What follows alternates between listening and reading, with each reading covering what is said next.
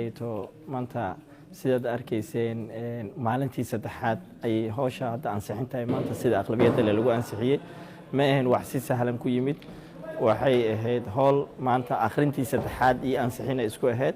laba cisho hore la soo dhaafay ama sidaad kulay idinkuba aad ka warhayseen ayaa waxay ahayd kulamo xasaasi ah oo golayaasha labadiisa ay wada fadhiisteen ay hadal jeedin iyo su'aalo badan ay ka keeneen isla xisaabtan badan xaqiiqdii hawshan hadda waxay ahayd inay qabsoonto ama in ay qabtaan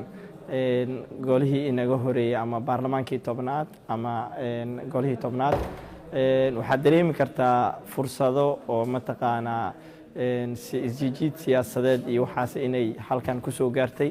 wax xisaab xirna ayna ka dhicin oo sida hadda maanta halkan laga wada qiray mataqaanaa wasaaraduna ayaduna soo sheegaysay mar walba ayna lahayd anigu xaqiiqa waa ka soo gudubtay laakiin golaha ama mataqaanaa xafiisyada ayaan u dhammayn oo isku soo duub baarlamaanka hadda aan fadhina ama aan ka tirsannahay golaha 11aad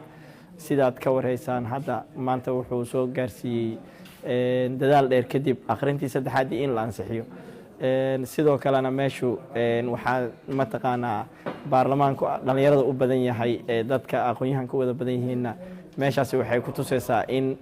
fariin cad ay halkaas ka bixayso isla xisaabtan dhaba in mataqaanaa xukuumaddu iyo mataqaanaa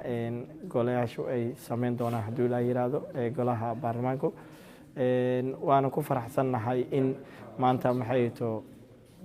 isjiid dheer kadib halkan in lagu ansixiyo ayadoo ay soo marsiistay sidii xanaankii loogu talagalay ee akhrintii koowaad iyo labaad iyo saddexaad waxayna ahayd hawl maxay to waqti badan soo qaadatay aadna loogu soo shaqeeyey waxaan rajaynaynaa marka insha allah in talo ama tusaale u noqon doonto mataqaanaa golaha imaan doona ama xukuumadda imaan doonta hadduu ilaa yaraado in baarlamaankani ay ka go-an tahay shaqo iyo isla xisaabtan dhaba